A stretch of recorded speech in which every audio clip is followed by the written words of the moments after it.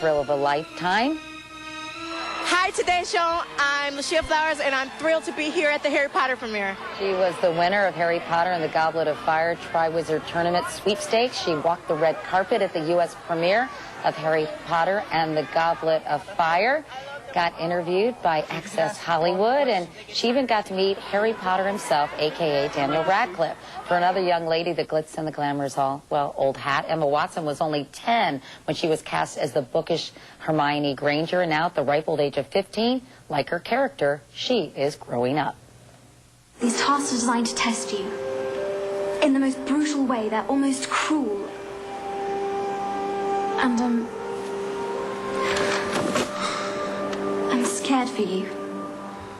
Emma Watson, good morning. Hey, Emma, nice to see you. You know, my daughter told me the other day when they started reading the Harry Potter books at her school, all the girls thought your name was Hermie 1. I know. I've had so many different interpretations, like, Hermione, Hermie 1. But now I guess because of the movie, everyone knows how to say her name. And Hermione, like Emma Watson, is growing up. Yes. And I think this movie reflects that, don't you? Because she's dealing with all sorts of teenage issues that are very, very relatable. Yeah, no, she definitely is. You know, there's, this is the first film book with the introduction of romance, a lot of teenage angst. The boys, well, and the girls have got to find dates for the Yule Ball, and yeah. And she sort of has a thing for Harry and Ron. I mean, there's some sexual chemistry there, and yet they're kind of completely out of it. No, they're really not there.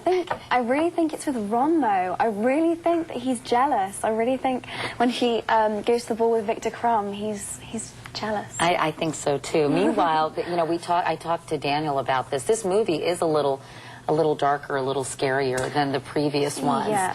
Do you worry about that in terms of alienating fans or scaring young fans, I guess?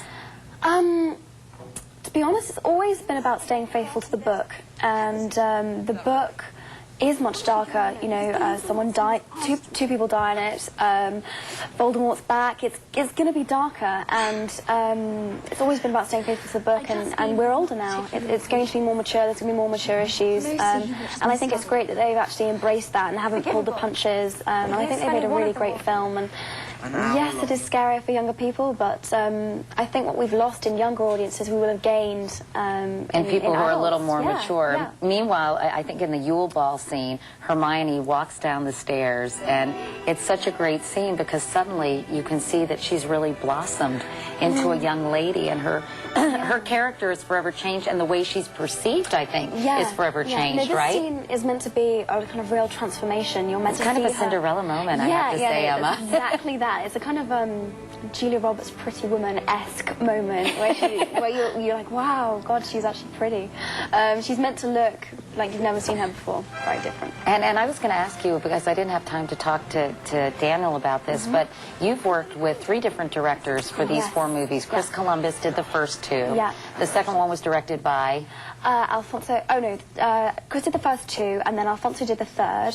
Right, and now Mike Newell of 4 Weddings and a Funeral fame did this one. Is it hard for you to have different visions for every director? Because I would think that would be either very exciting and challenging, or like, what is this guy going to do with it? Well, to be honest, you know, I love it, I have to say. Because I'm sure you're going to say, yeah, I thought, Katie, what does this guy want to do with it? Well, no, I mean, it's just, from my point of view, you know, being in the same kind of films for 4 years now, it brings something new to it every time, and I learn something new, and it keeps it interesting for me. You've been doing this for the past 5 years. Are you sick of it at all, Emma? I mean, do you feel like, gee, I want to try something else, or, gosh, I'd like to be a normal teenage girl for a little while? Well, in between the films, I always have a break. I go back to school and do the kind of normal schoolgirl bit for a while, which is nice. And I start the 5th one in February.